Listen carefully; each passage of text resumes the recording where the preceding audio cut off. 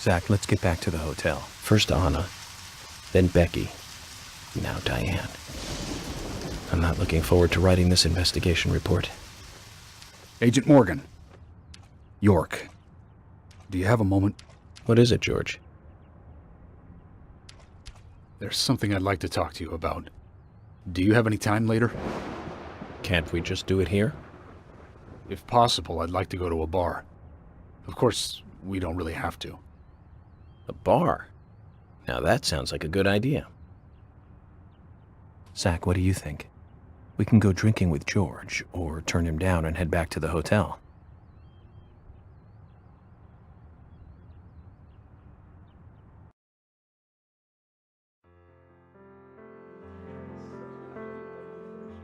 George, that scar on your cheek. Where did you get it? This? Didn't I tell you? Well, it's not from work. I got it when I was a kid. A childhood injury. Tree climbing? I used to get a few scrapes myself climbing the big tree in our backyard. I used to climb it a lot, and fall out of it a lot. This wasn't anything like that, though. It was my mother. She did it. I'm sorry, George. Don't worry. It's ancient history. The world is flooded with unreasonable violence. The strong overpower the weak, adults over children, men over women, and criminals over their victims.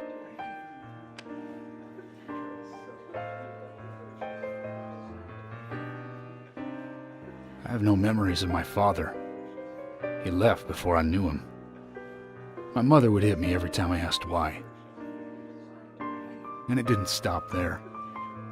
If I ate too slow, left my shoes scattered around, TV volume too loud, she found reasons to hit me. Hit me bad. The worst was what she called the tree punishment. She'd whip my back with these thin tree branches like a whip. Please, Mama. I won't do it again. That hurts, Mama. I'm sorry, please. I'm sorry. Tree punishment was definitely the worst, I tell you. Just hearing those words used to make me shiver and want to pass out. And that's why I didn't want to show you those scars on my back. Every time after the tree punishment, she'd always say the same thing. This is hurting the tree more than it is hurting you. And me, being a naive, dumb kid, I believed her. I went to the woods to apologize to the trees.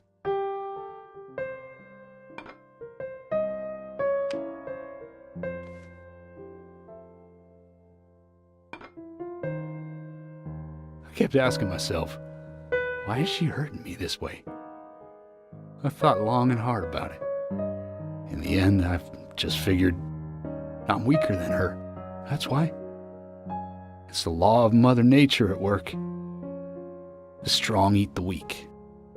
But now, you have the power to protect the weak. That's right. Perhaps I should thank my mother for guiding me into this line of work.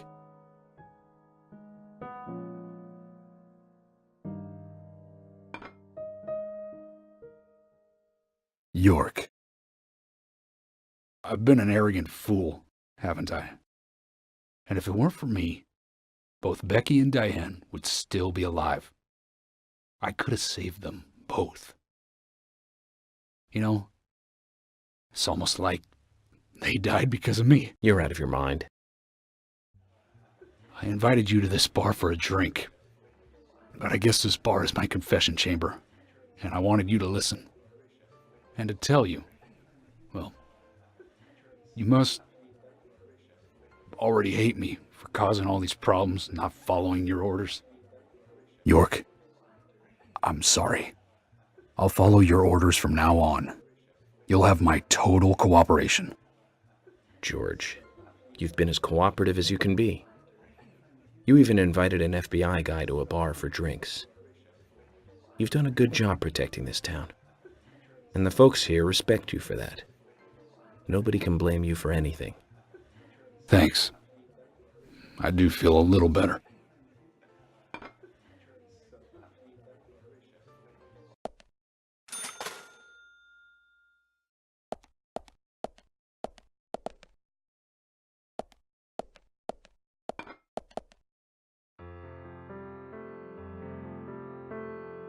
Hey, Carol.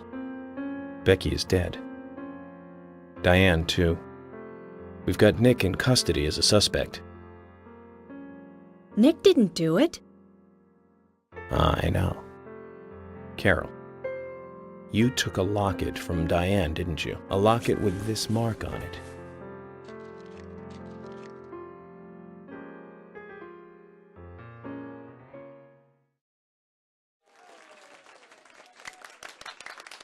I'm busy, gotta go.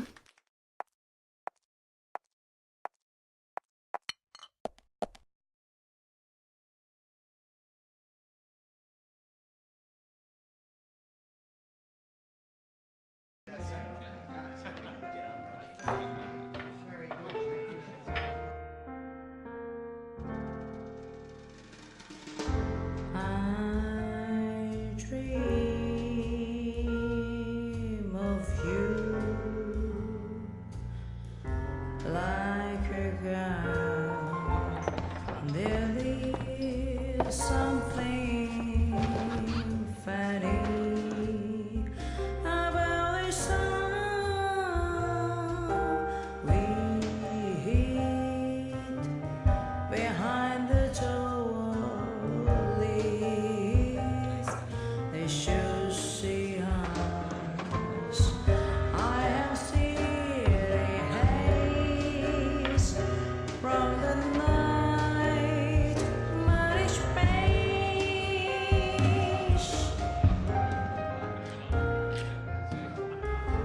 I dream of fear like glistener. You are conscious of my innocence. Everyone's just written out to know life is but a dream.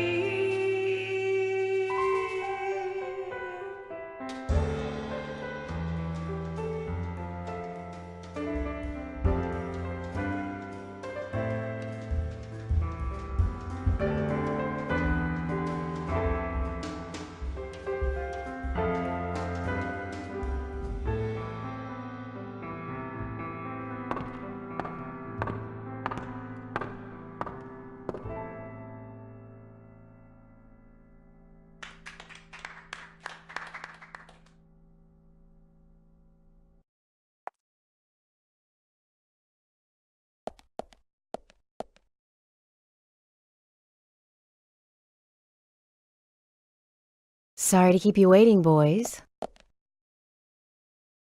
Sack. Emily is already a goddess of the forest.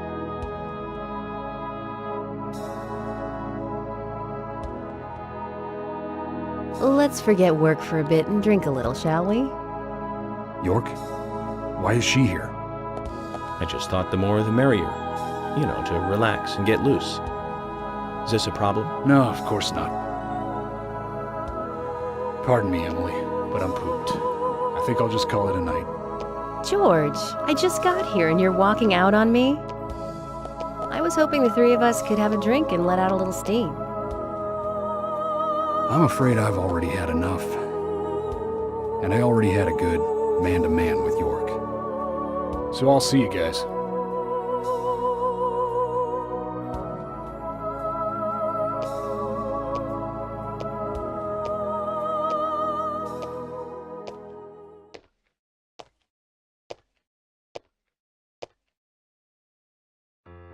I think George likes you, but he's avoiding you all at the same time. How astute. There's a reason? Nothing worth going into. It's a thing of the past.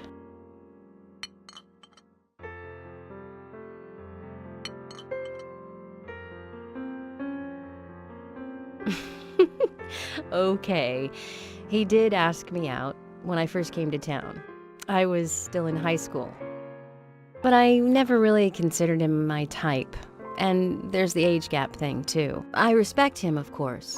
I wouldn't have taken this job otherwise. So, did you move to this town alone? Of course not. I came with my parents. Tell me about them then. Sure, why not? My dad dealt in stocks in New York. He was hardly at home when I was a kid, always working. Those pieces of paper were far more important to him than I was. Which is no different now, really. I don't see much of him. My mother? Totally different story. A wonderful person that I still respect. She was always kind and understanding. Not only that, but she would always help me find my way. She could be fierce, too, scolding me if I took a wrong step. We had our battles, sure, but all in all, she was a wonderful mother. Past tense? Yeah, she's gone now. Cancer, just before I graduated high school. She gave this to me just before she died. I take it with me wherever I go. It's what I treasure most. I'm sure she's very proud of you.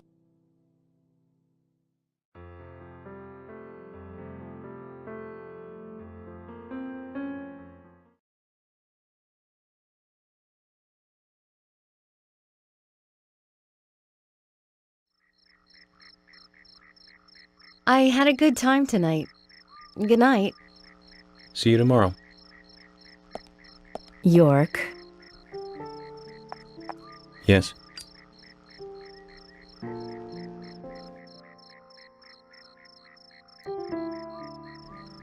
Please, don't lie to us, okay? I won't. Don't worry. I won't.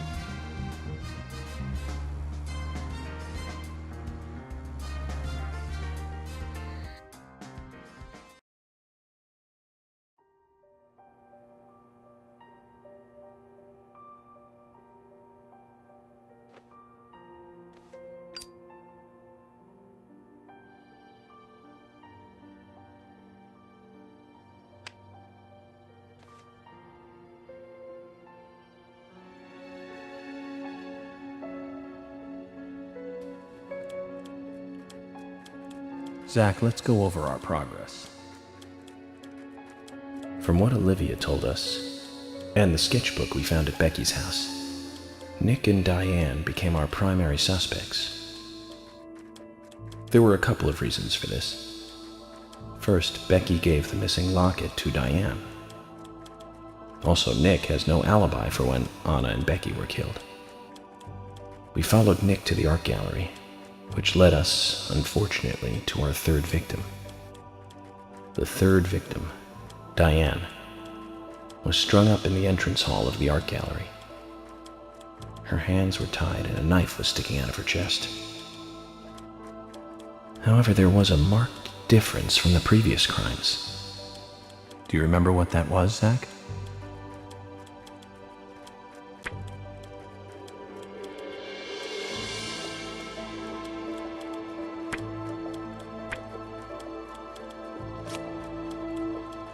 That's right.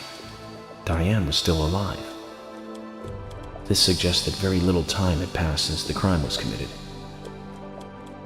which means the criminal was still close by. It was someone near the scene. There are two possible candidates. Nick, who was knocked out in the entrance, and one other. Zach, who was the other person in the gallery?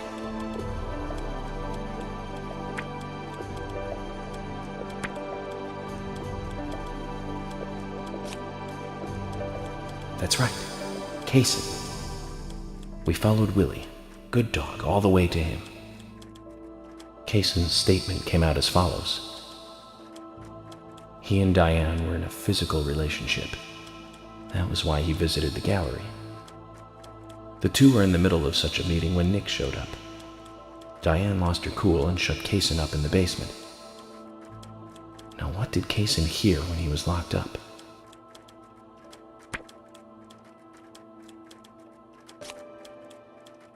That's it. The sound of boots passing by. Nick was wearing boots that day, which means it was likely that Diane met with Nick in her room. Nick said he argued verbally with Diane about her playing around with men, but they eventually decided to go out drinking to make up.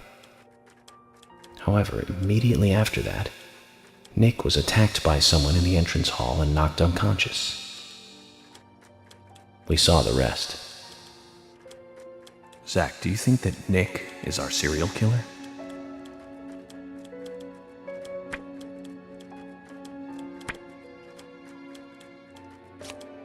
Me too. Asha sent in a report too.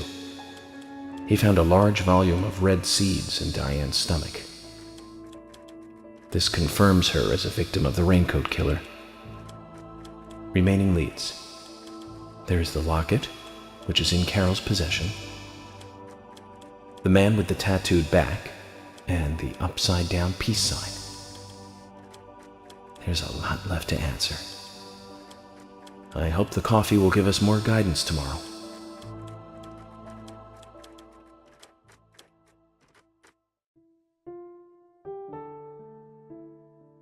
Zach, what did you think about George pouring his heart out?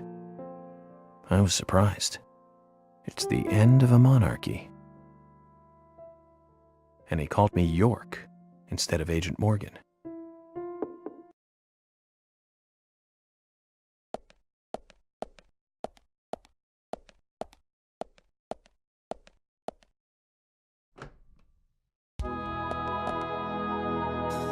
Emily?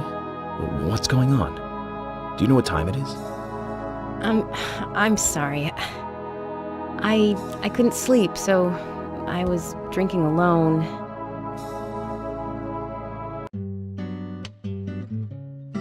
My mother was a very kind woman.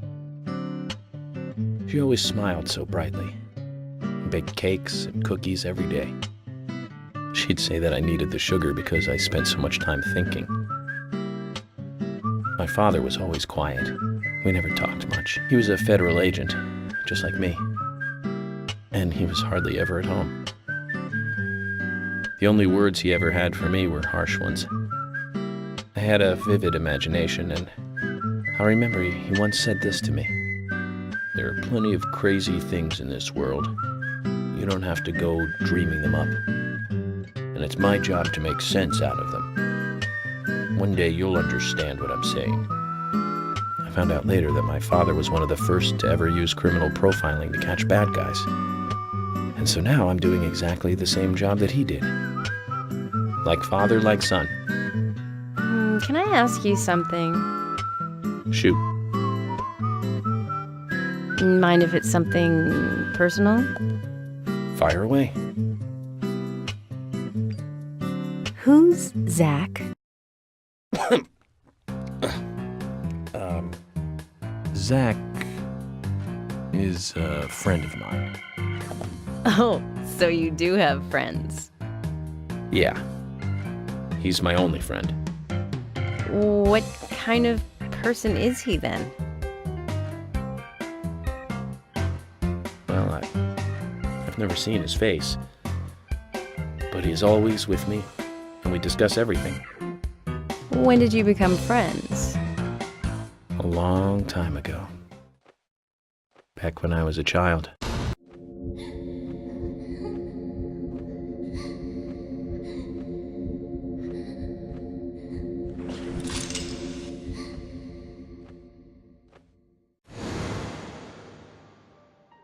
I was 7.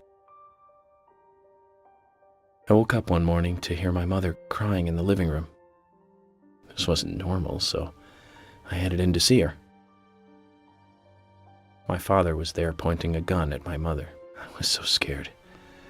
I closed my eyes, so I don't remember much more. But I do remember the words my father said to me. At times we must purge things from this world because they should not exist, even if it means losing someone that you love. When I came back to my senses, they were both dead. He shot my mother and then killed himself. Oh, I'm so sorry. Don't worry about it. Zach's with me. It was around that time that we became friends.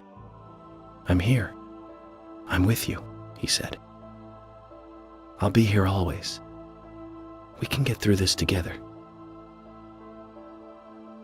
Quite aside from that terrible scene in front of me, that voice seemed to make me calmer. And here we are, working together, getting through things. This is the first time I've ever told anyone about this. I wonder if Zach will get angry. That's a sad story. But I don't want you to take this the wrong way, but I'm sure there was a reason for what your father did. I know. I think maybe I became an agent to find out why he did what he did.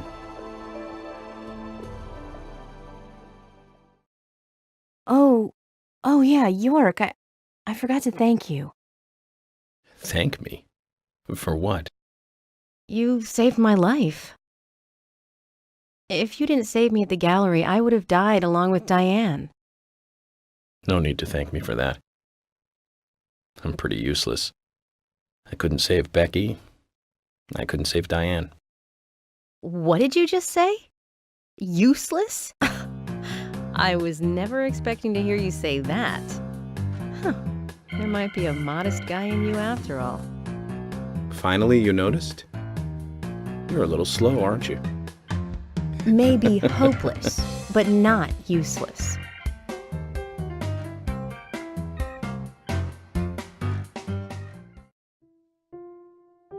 Zach, do you think Emily got home safely? Anyway, I think it's more serious of a situation than I thought. Do you remember? Our conversation with Emily. She's really interested in you. I think she's starting to have certain feelings for you. If that's the case, Zach, you and I are rivals. This is a very serious situation indeed.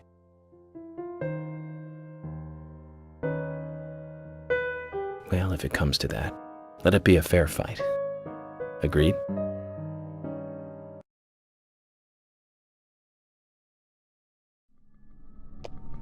Thomas!